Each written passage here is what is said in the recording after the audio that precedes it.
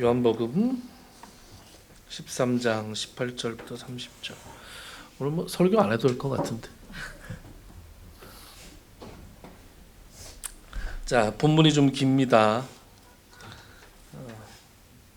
제가 읽도록 하겠습니다. 내가 너희 모두를 가리켜 말하는 것이 아니니라. 나는 내가 택한 자들이 누구인지 알미라.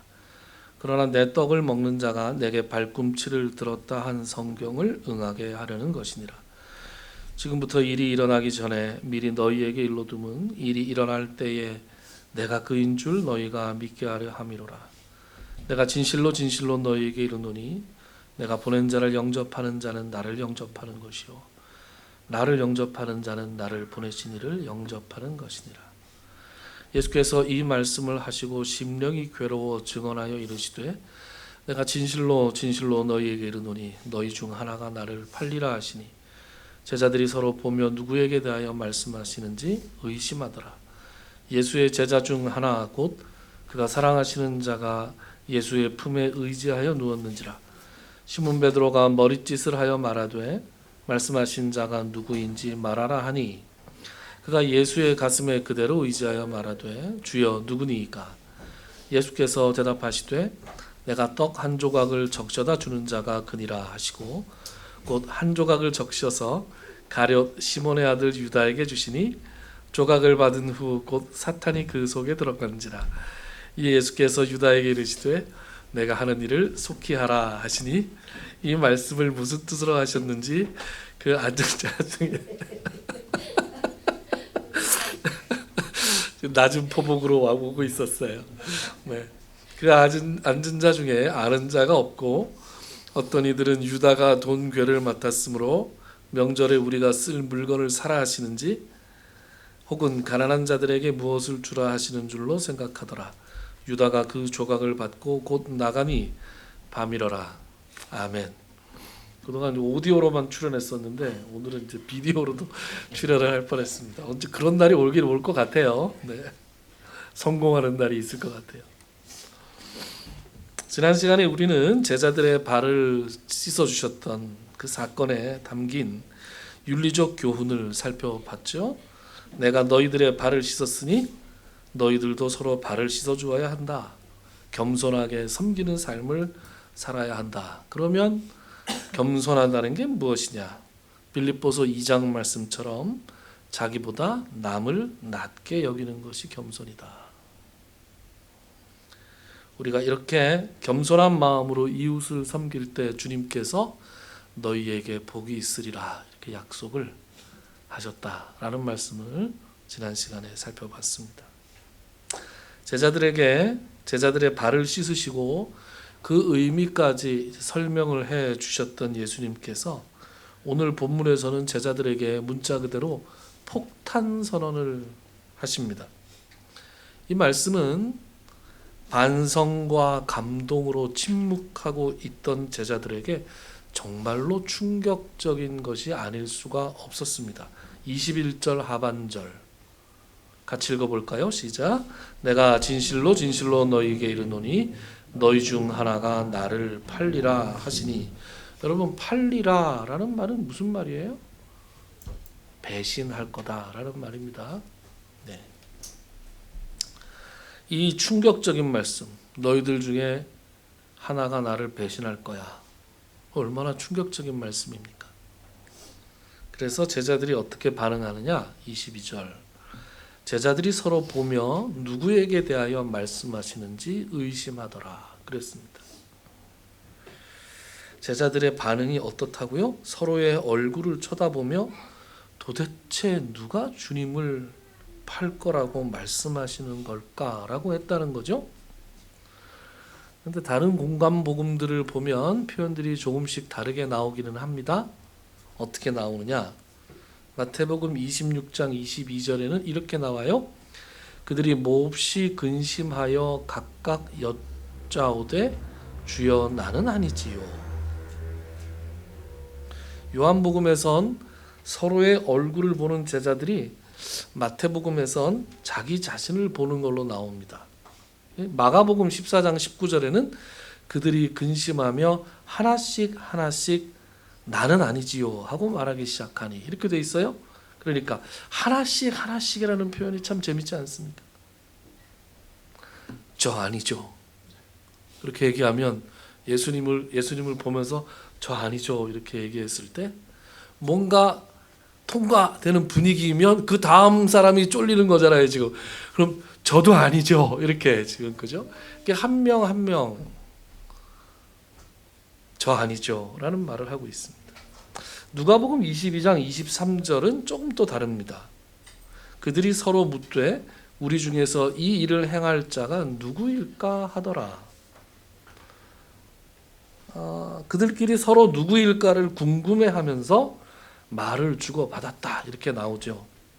워낙 센 폭탄이 터졌으니까 아주 여러 가지 반응들이 다 있었을 것이고, 그 중에 생각나는 것, 문맥상 필요한 것을 복음서 기자들이 썼겠지요.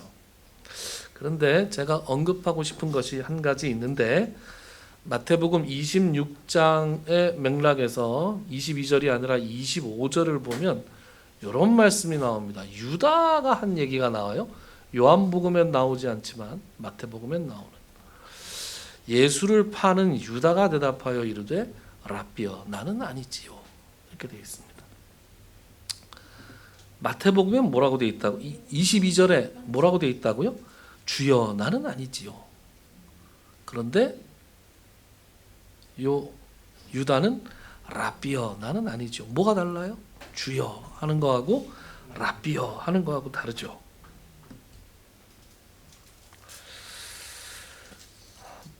사도 바울이 고린도전서 12장 3절에서 이런 말씀을 합니다. 성령으로 아니하고는 누구든지 예수를 주시라 할 수 없느니라. 이런 말씀이 나와요. 물론 바울이 다른 맥락으로 한 말이긴 하지만 이 고린도전서의 말씀에 비추어 보면 유다의 이 호칭이 심상치가 않습니다. 뭔가 냄새가 좀 나는 그런 호칭이에요. 여기까지. 그러니까 유다가 평생 한 번도 예수님을 주님이라고 부른 적이 없다라고 말하기는 어렵죠. 네. 그런데 어디까지는 얘기할 수 있냐 하면 적어도 유다가 예수님을 주님이라고 부르는 성경상의 기록은 없어요. 네. 그러니까 그것이 이제 팩트고, 그러면 왜 그랬을까?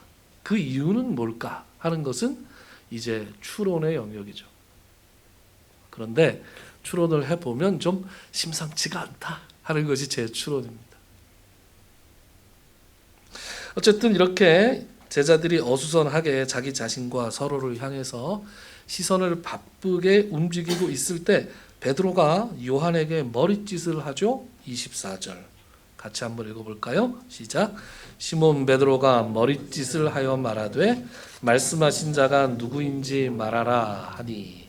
지난 시간에 제가 보여드렸던 좌석 배치도 기억나십니까?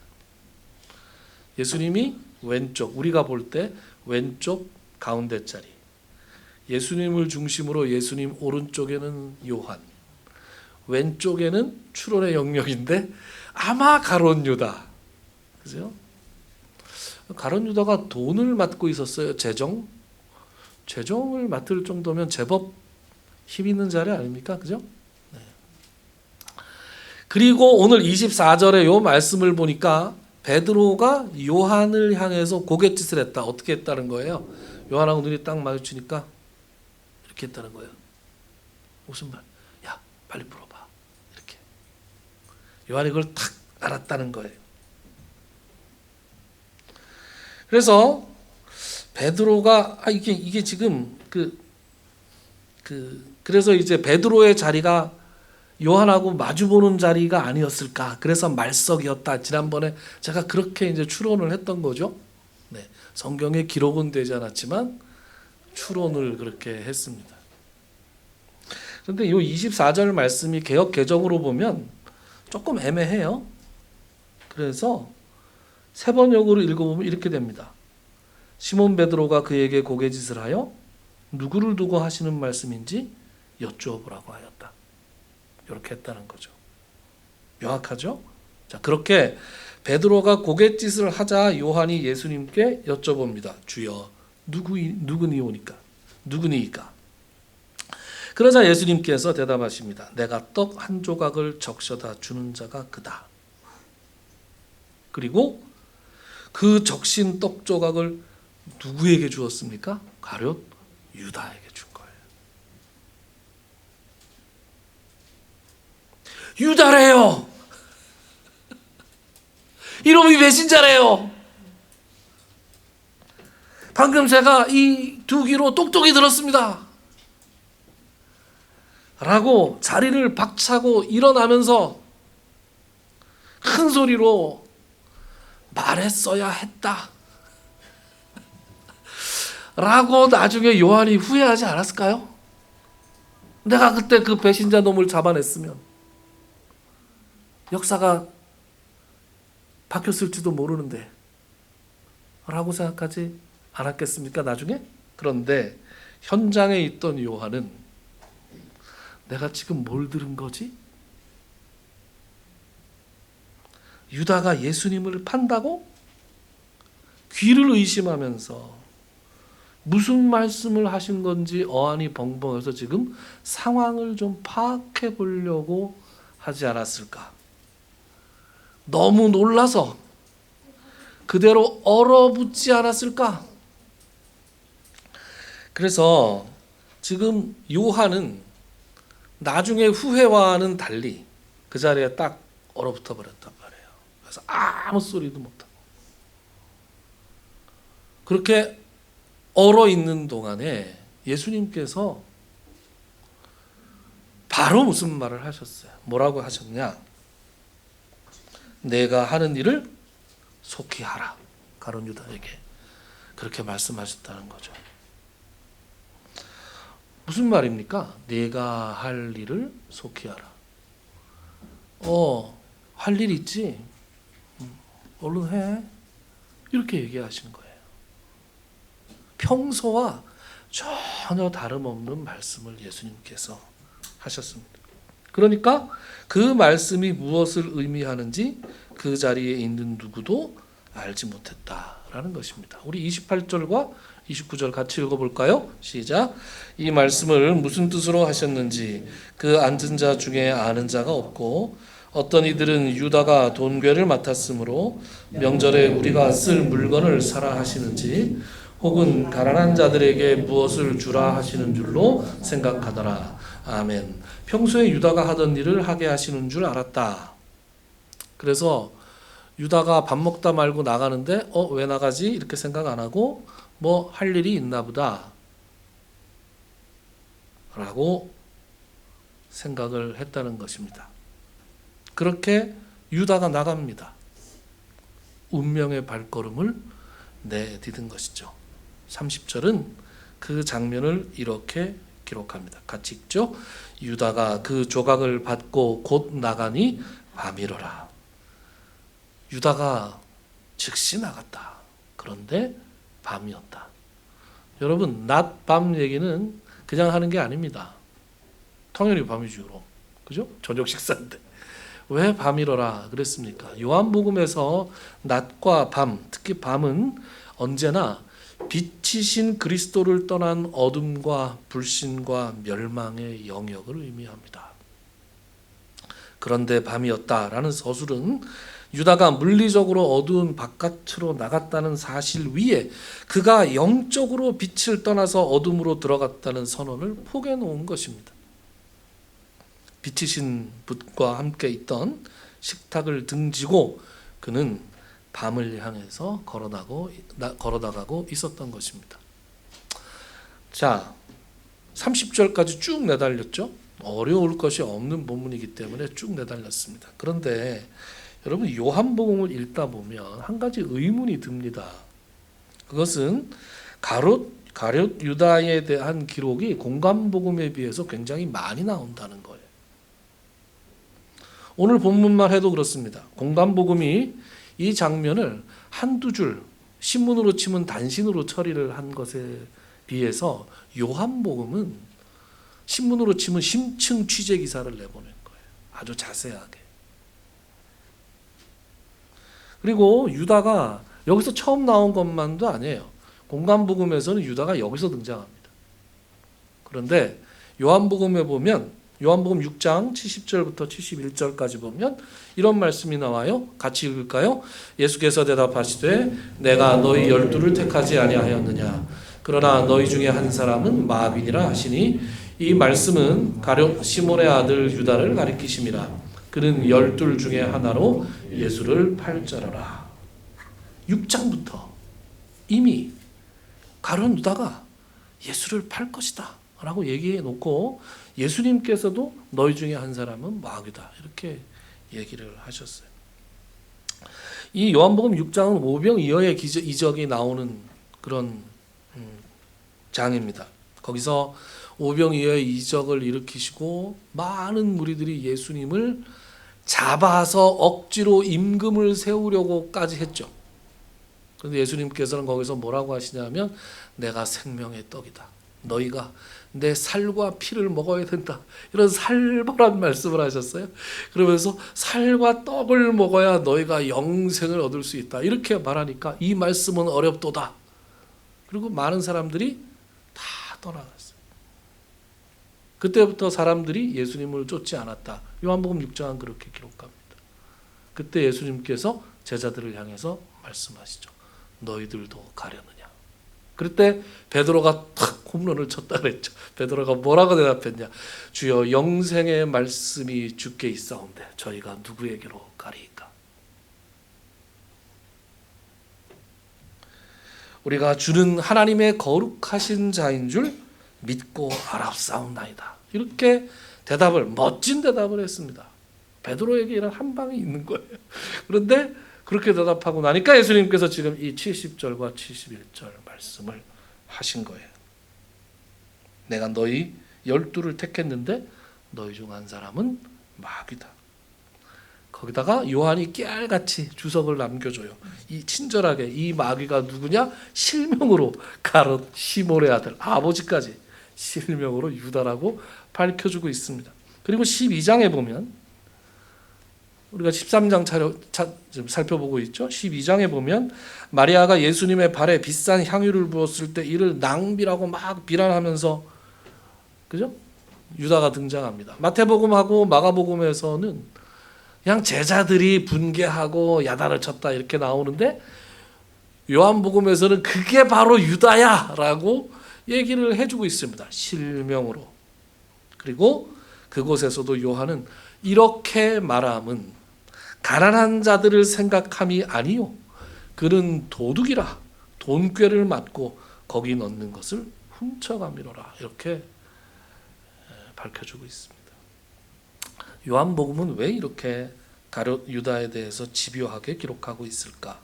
그것은 요한복음이 기록될 당시의 분위기와 관계가 깊다고 볼 수 있습니다. 요한복음이 기록될 당시에 초대교회는 영지주의라고 하는 이단이 창궐을 했을 때입니다. 영지주의가 뭡니까? 영적인 지식이라는 뜻입니다.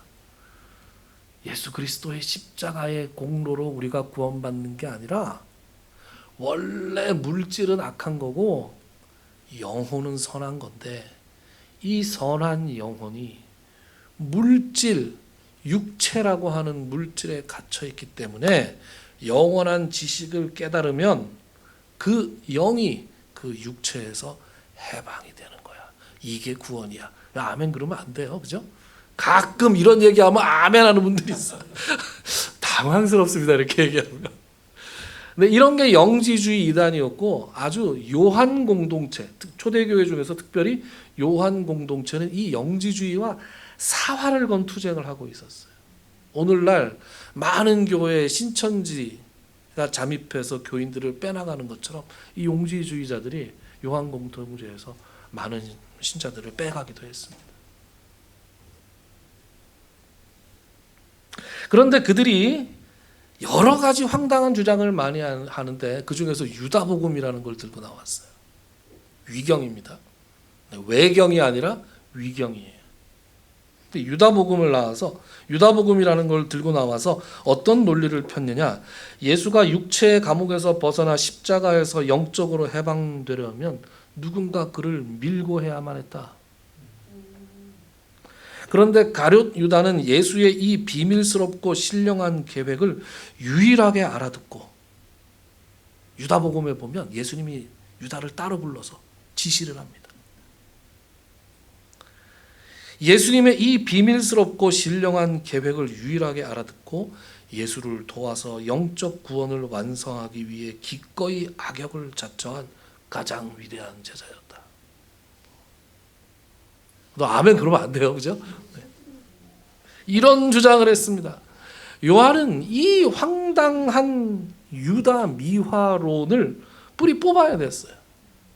그래서 오늘 본문 27절에 조각을 받은 후 곧 사탄이 그 속에 들어간지라. 또 지난 시간 본문이었던 13장 2절에서는 마귀가 벌써 시몬의 아들 가룟 유다의 마음에 예수를 팔려는 생각을 넣었더라. 이렇게 밝히면서 유다가 한 행위를 자신의 욕심에 의해서 마귀에게 미혹된 자의 범죄로 못 받고 있는 것입니다. 그리고 12장 아까 읽었던 말씀 같은 곳에서는 겉으로는 번지르르한 핑계를 대지만 사실은 그가 도둑이었다. 너희들이 생각하는 그런 고상한 고매한 인격의 소유자가 아니었다. 라고 증언하고 있습니다.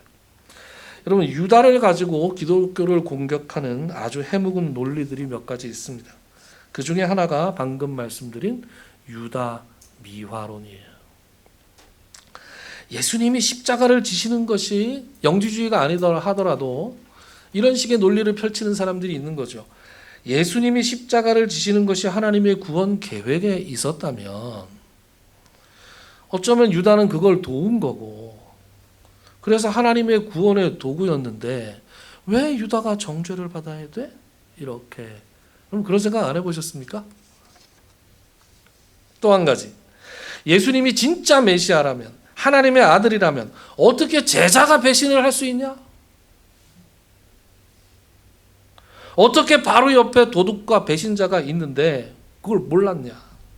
전지전능하기는커녕 사람 보는 눈도 없는 실패자 아니냐?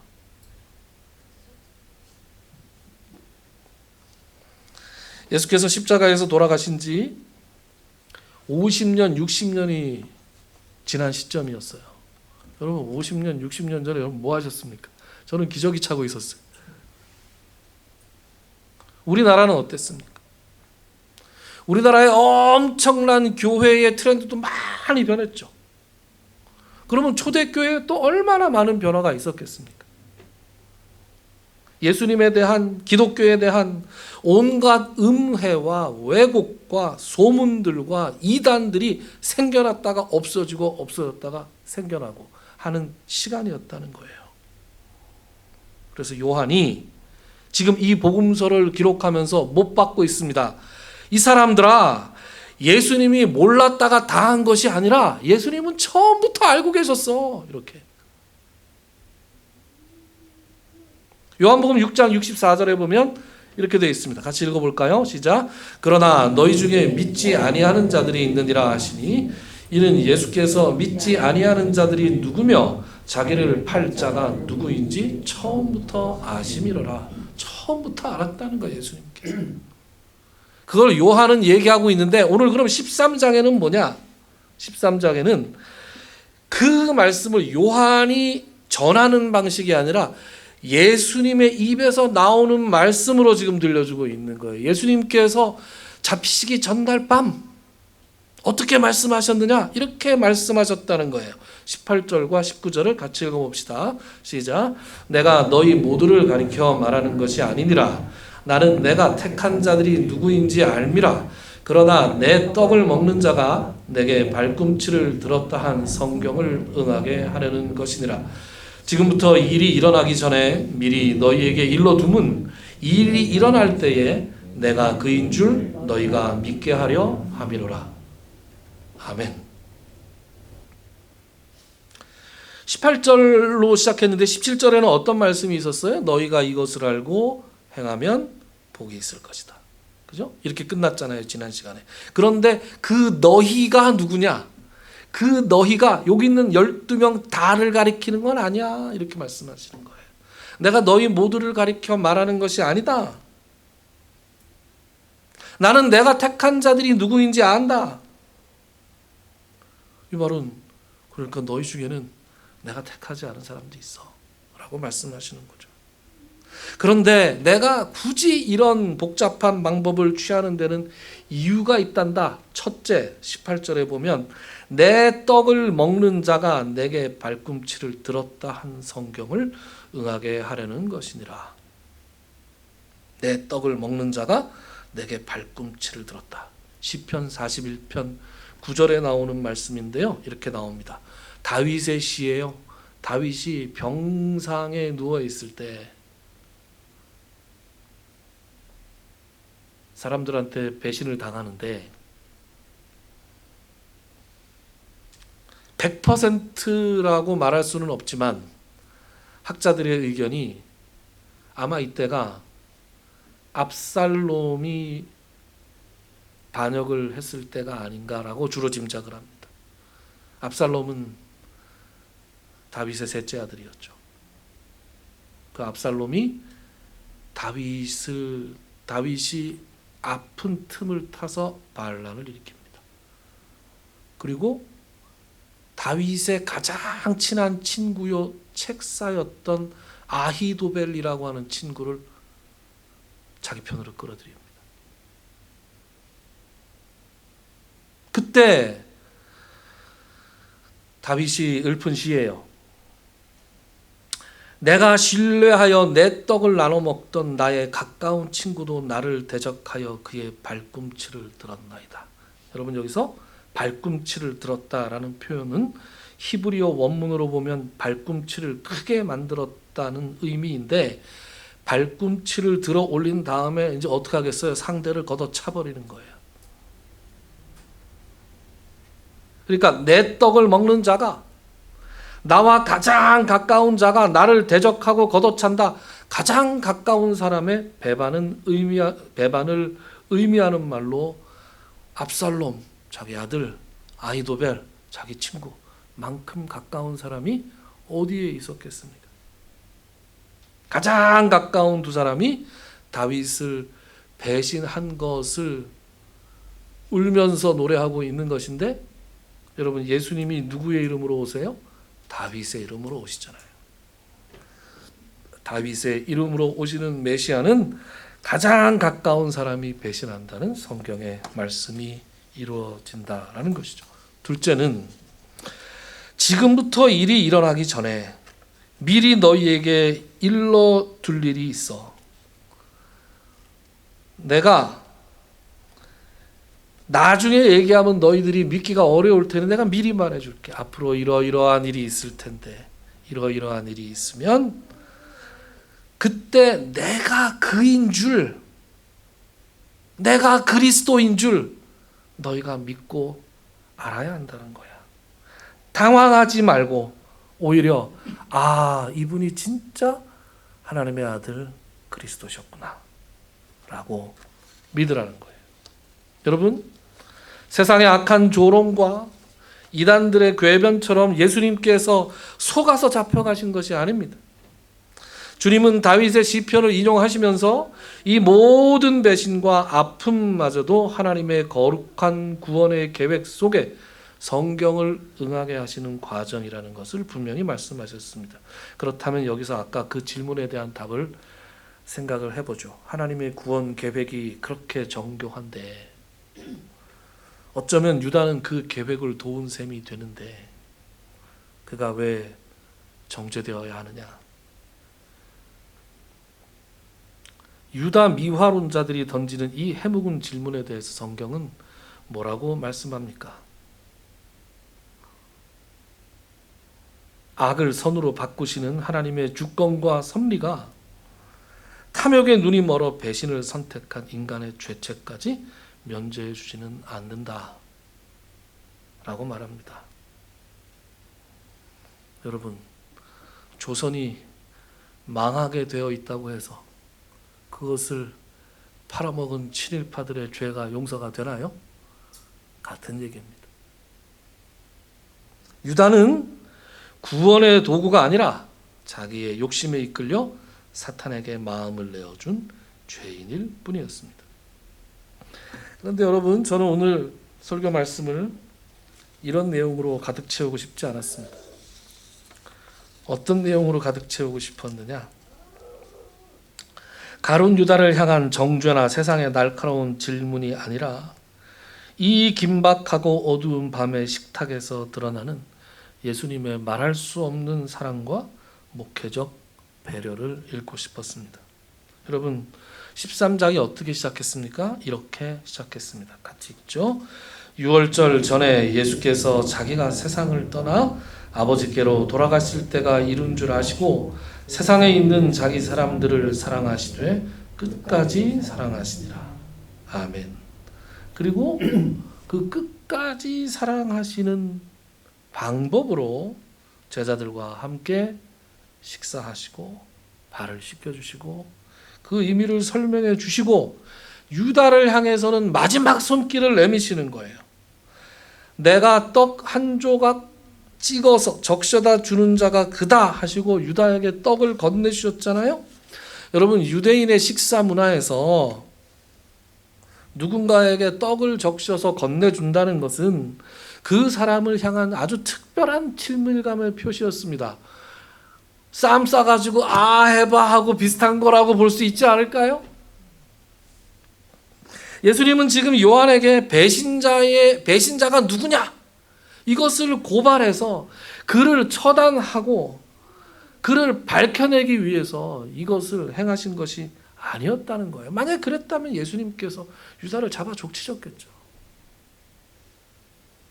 주님은 자신을 팔기 위해서 이미 대제사장들과 계약을 맺고 온 그 유다의 눈을 마지막으로 바라보시면서 친밀함의 떡 한 조각을 건네고 계신 것입니다. 유다야, 내 떡을 먹고. 나를 향해 발꿈치를 들려 하는 유다야, 지금이라도 멈추면 안 되겠냐? 내가 너를 여전히 사랑한다. 이것이 주님께서 유다의 마음을 돌이키기 위해 내민 마지막 기회의 손길이었습니다. 그러나 유다는 그 사랑의 떡 조각을 받고도 돌이키지 않고 밤으로 걸어나갔습니다. 주님은 끝까지 사랑하셨지만 유다는 끝까지 거부한 것입니다. 더욱더 중요한 것은 주님은 남겨질 제자들을 바라보고 계십니다. 지금부터 일이 일어나기 전에 미리 너희에게 일러두문. 여러분, 이렇게 한번 가정을 해보죠. 만약에 예수님이 아무 말씀도 안 하시고 유다를 통해서 잡혀가셔서 십자가에 돌아가셨다면 남겨진 제자들은 어떻게 했어야 할까요? 예수님이 유다에게 속으셨구나. 유다의 배신 때문에 예수님의 위대하신 계획이 다 수포로 돌아갔구나 하고 아마 절망했을 것입니다. 세상의 악과 배신이 주님의 능력보다 더 강하다고 믿으며 낙심했을 것입니다. 가장 가까운 사람에게 배신당해 처참하게 죽어가는 스승을 보면서 그들의 믿음은 산산조각이 났을 것입니다. 예수님은 남겨질 제자들이 겪을 그 믿음의 위기를 너무나 잘 아셨다라는 것입니다. 그래서 미리 말씀하시는 거예요. 얘들아, 유다가 나를 파는 것은 내가 속아서 잡혀가는 것이 아니야. 내가 배신당하는 것이 아니야. 내가 모든 것을 다 알고 있었고 이 모든 어둠 속에서 하나님의 구원 계획은 한치의 오차도 없이 흘러가고 있어. 그러니까 이 일이 실제로 일어날 때 낙심하지 마라. 내가 바로 온 세상의 주관자인 그인 것을 믿어라.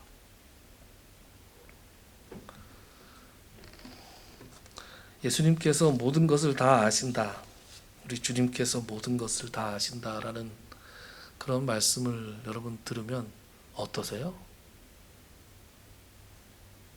섬뜩하세요? 아니면 든든하세요?